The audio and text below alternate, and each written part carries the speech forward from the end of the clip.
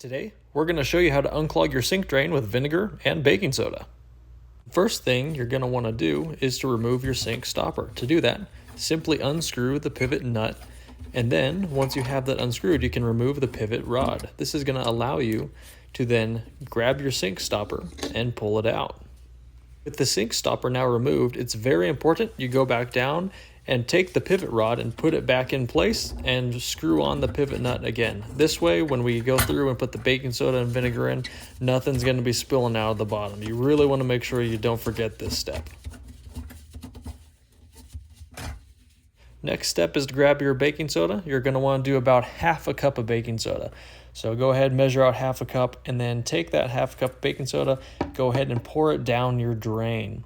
Then once you have the baking soda down there, take your vinegar, do anywhere from a cup to a cup and a half. Go ahead and pour that on top of the baking soda. It's going to cause a chemical reaction, and it's going to start breaking down any material that is blocking your drain. So just keep on pouring that. It's going to fizz. It's totally normal.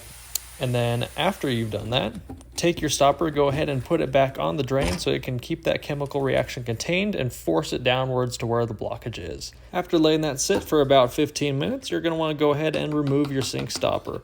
We're going to now start the process of flushing out that remaining baking soda and vinegar. Take your sink stopper, just put it off to the side, and then go ahead and turn your faucet on to the warm or hot water.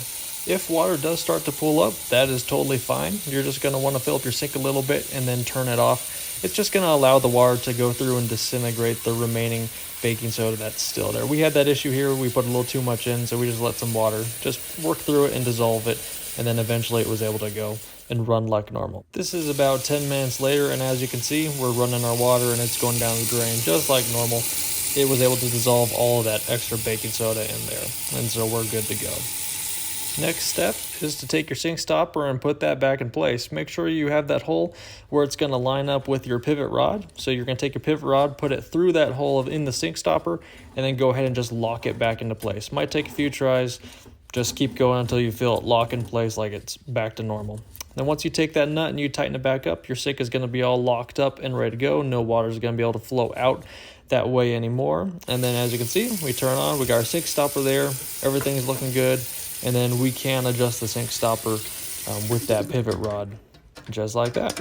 And that's how you clear a sink drain with baking soda and vinegar. Thanks for watching.